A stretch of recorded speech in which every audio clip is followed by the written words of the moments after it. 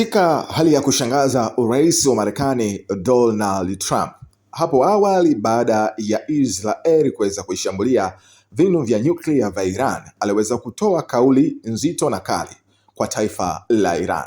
Aliweza kusema kwamba iwapo Iran kama haitarejea katika meza ya mazungumzo, basi atairuhusu Israeli iendelee kuishambulia na Irani itageuka kuwa majivu. Anasema haitopenda hiyo hali itokee, akiwashauri Iran kuweza kurejea katika meza ya mazungumzo.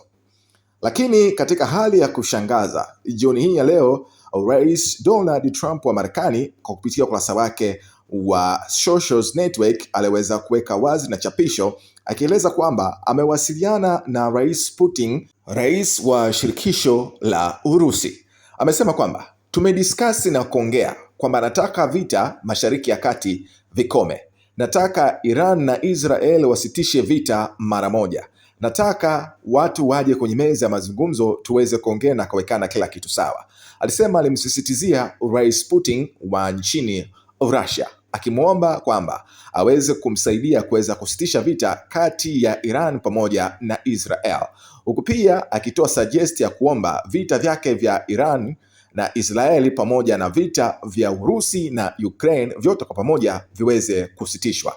Aliweza kuweka chapisho hilo jioni hii ya leo kuashiria kwamba yuko tayari na anatamani kuona vita vikisitishwa baada ya Iran kulipa kisasi kikali kwa taifa la Israel. Hali ya sasa hivi ya Mashariki ya Kati ni mbaya kati ya Israel pamoja na Iran. Mashambulizi yamekuwa ni mazito kuliko vile walivyokuwa wakitegemea nchi za Magharibi. Nchi za Magharibi haikudhania kama hali ingekuwa ngumu na nzito kiasi hiki.